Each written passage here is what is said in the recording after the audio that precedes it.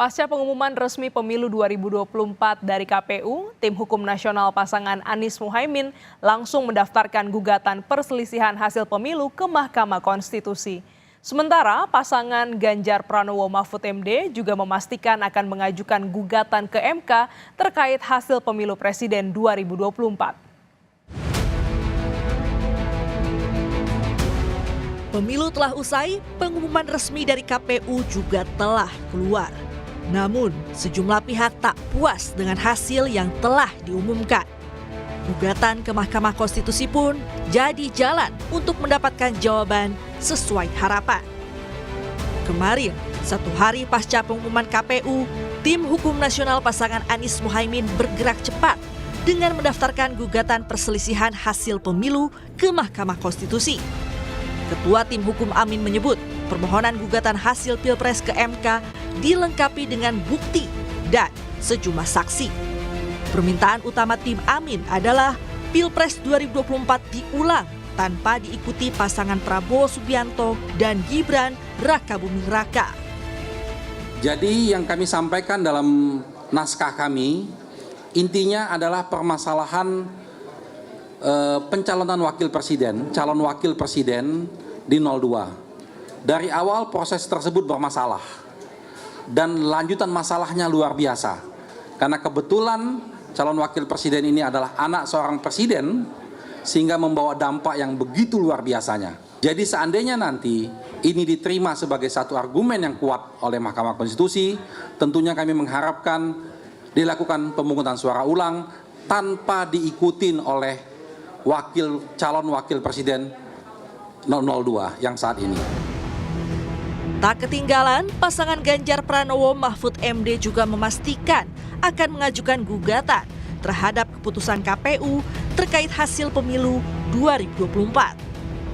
Ganjar menyebut akan mengajukan gugatan ke Mahkamah Konstitusi pada hari Jumat ini atau Sabtu sesuai dengan aturan bahwa gugatan harus diajukan maksimal 3 hari setelah pengumuman KPU. Menurut Ganjar, gugatan ini merupakan momentum yang bisa digunakan Majelis Hakim MK untuk menunjukkan kredibilitasnya. Setelah pengumuman tadi malam, tim Ganjar Mahfud sudah bersepakat. Kalaulah semuanya ini harus diluruskan agar demokrasi bisa berjalan dengan baik, maka benteng terakhirnya adalah Mahkamah Konstitusi. Dan kami sudah menyiapkan tim dari tim hukum untuk kita segera mendaftarkan apakah besok atau Sabtu, untuk segera kita menyampaikan seluruh yang ada yang kami persiapkan untuk menjadi pertimbangan Hakim Konstitusi nantinya. Nah, jika mengacu pada peraturan MK nomor 5 tahun 2023 tentang tahapan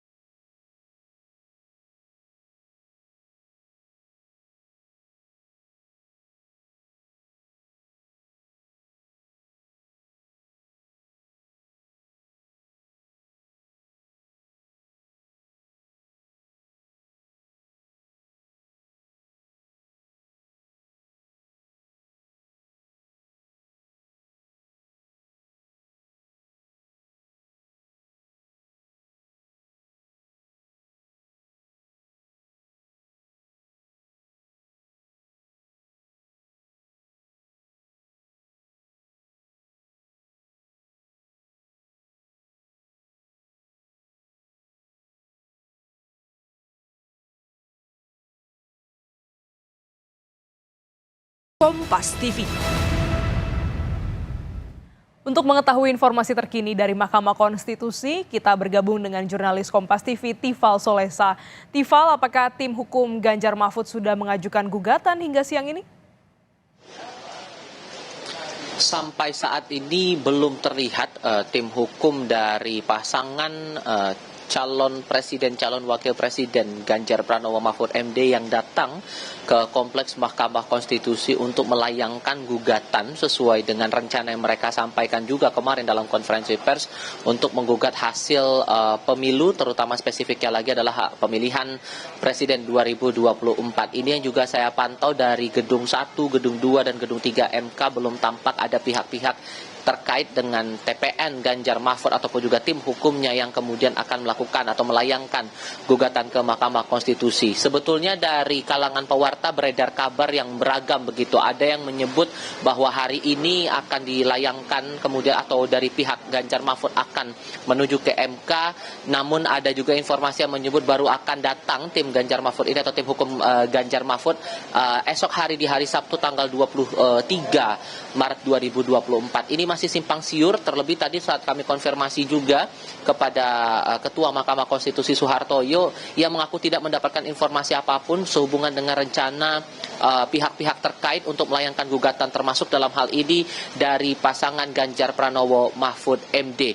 Sehingga yang bisa disampaikan untuk saat ini setidaknya untuk perselisihan hasil pemilihan umum atau PHPU untuk Pilpres 2024 baru dilayangkan oleh satu pihak, yakni pasangan Anies Baswedan Muhaimin Iskandar, dan itu sudah dilayangkan kemarin pada hari pertama pembukaan registrasi gugatan hasil sengketa pemilu, sengketa hasil pemilu maksud saya, di tanggal 21 Maret 2024, dan situ sudah didaftarkan atau diregistrasi oleh tim hukum nasional atau THN Anies Muhaimin yang dipimpin langsung oleh Ketua Ari Yusuf Amir. Saat itu ia sudah melayangkan sejumlah bukti, lalu juga mendaftarkan beberapa saksi yang kemudian dipandang oleh THN Amin ini memperkuat dugaan mereka ada dugaan kecurangan dalam proses pemilu sehingga berimbas pada hasil pemilu yang sudah diumumkan pada 20 Maret 2024 lalu oleh Komisi Pemilihan Umum Republik Indonesia. Dugaan kecurangannya pun berkali-kali dari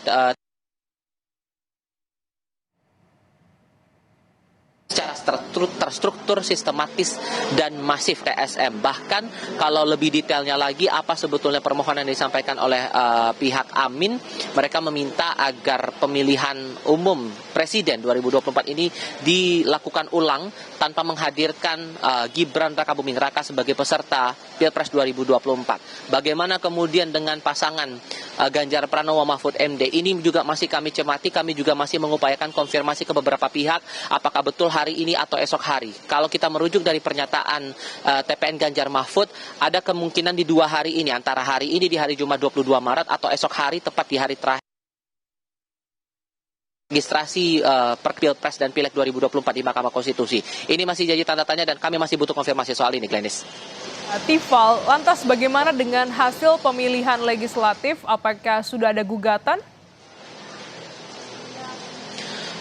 Konfirmasi terakhir didapatkan sudah ada satu pihak yang melayangkan gugatan untuk pemilihan legislatif spesifiknya untuk DPRD Maluku Tengah. Ini sudah terregistrasi tadi malam 21